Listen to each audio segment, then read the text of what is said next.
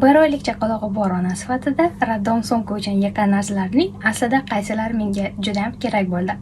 Bu video aynan shu haqida. Birinchi marta ona bo'layotgan qizlarimizga jo'natib qo'yamiz.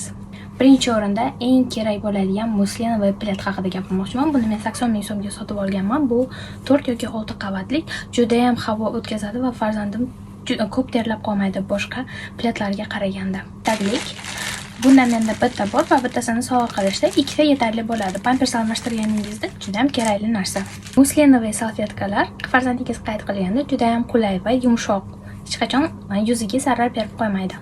Yoqimtoy kiyimchalarni plus va minus tomonlari haqida gapirmoqchiman.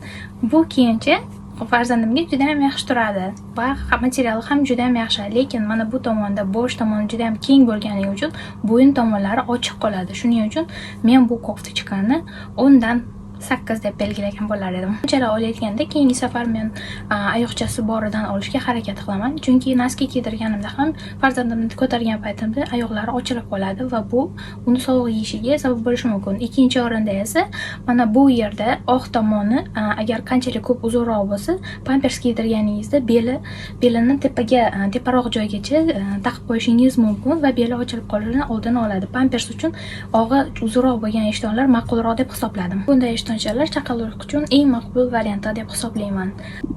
Bu ishtonni bitta minus tomoni uni materialda. Bu biroz terlatadigan material. Qishda farzandli bo'lganim uchun farzandim juda ham sovqotadi deb o'ylaganman va qalin kiyimlar olganman. Aslida esa chaqaloqlar tez terlashga moslashuvchan bo'lar ekan. Dengizni sifatiga ham e'tibor bering. Mana bu yerda menda ipchasi tushib qoldi va bir marta kiydirganimdan so'ng. Yana bitta minus tomoni uni bo'yining kaltaligi. Farzandingiz qanchalik kichkina bo'lsa ham koftichkasini uzunrog'ini olsangiz, beli qismi ochilib qolmaydi va ishtoniga zapravka qilib qo'yasiz. Bu koftichkadan ko'pincha men farzandimni beli ochilib qoladi. Farzandim rubrikasi hozircha shular. Keyingi videoda Yandexdan farzandim uchun kerak bo'ladigan nimalar zakaz qilganimni olishim mumkin. Videoni o'tkazib yubormasligi uchun obuna bo'lib qo'ying va birinchi marta ona bo'layotgan qizlarimizga jo'natib qo'ying.